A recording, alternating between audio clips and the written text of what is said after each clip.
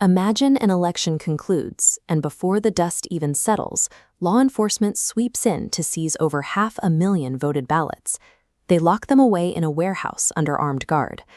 This chart shows exactly why that happened following California's November 2025 special election for Proposition 50.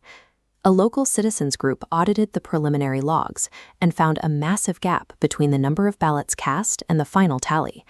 They flagged a missing 45,000 votes. Armed with a judicial warrant, Riverside County Sheriff Chad Bianco took custody of 650,000 ballots. He stated he wasn't assuming guilt, but launching a fact-finding mission to figure out exactly where those votes went.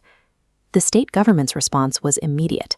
California Attorney General Bonta filed emergency lawsuits to halt the sheriff's investigation, demanding the counting stop. We now have the state's top attorney blocking a local sheriff from investigating a completed election. It exposes a massive, unresolved conflict over who actually holds the authority to police the democratic process. Before we untangle these competing laws, a quick word from our sponsor, Shasta Unfiltered.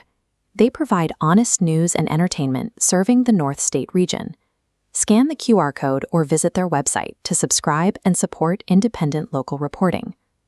A sheriff's basic job description is to investigate suspected crimes within their county. The California Penal Code and Elections Code explicitly outline election offenses. If there are credible allegations of illegal voting and false registrations or ballot tampering, a sheriff has the authority to secure a judge's warrant, gather evidence, and interrogate witnesses. This flowchart shows the state's counterargument. Under California Elections Code Section 15551, a voted ballot follows a strict chain of custody. Once a ballot is cast, it must remain exclusively in the hands of trained, authorized county elections officials.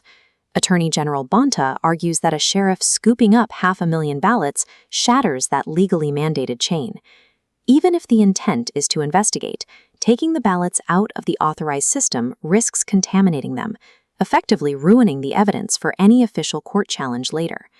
State officials do not deny that fraud claims require investigation. Their lawsuit targets the method. A sheriff personally seizing and counting the ballots is a direct violation of state election statutes. But the Riverside case hits a critical snag. The workers and registrars processing these votes are the statutory custodians of the ballots. California's chain of custody laws are built entirely on trust. The system works just fine, as long as the people tasked with maintaining the accurate counts are acting legally. The citizen's complaint explicitly accused these elections officials of mishandling or concealing the 45,000 missing votes. This diagram maps out the resulting paradox. If the sheriff investigates the custodians, but the law dictates that the evidence can only remain with the custodians, the investigators are forced to rely entirely on their primary suspects. Strict blind adherence to the elections code in this scenario creates an exploitable gap. It means the system has no built-in mechanism to independently verify a count if the officials running it are the ones under suspicion. Right now, the investigation is completely frozen. Sheriff Bianco has paused the count, and the 650,000 ballots are sitting untouched in protective custody. The standoff is waiting on the courts. Judges have to decide if the initial warrants gave the sheriff the right to break the election statutes, or if the chain of custody laws render the seizure illegal. Media organizations are currently suing to unseal those warrants to see what evidence the sheriff actually brought to the judge. Layered on top of this legal gridlock is heavy partisan friction. Sheriff Bianco is a prominent Republican, publicly considering a run for governor. Attorney General Bonta is a leading Democrat. These clashing political profiles amplify public distrust. A structural vulnerability in how we handle evidence has turned into a highly polarized partisan fight. Take away the political ambitions, and the unresolved problem is still sitting there. If the guardians of the vote are compromised, who is actually allowed to check their work?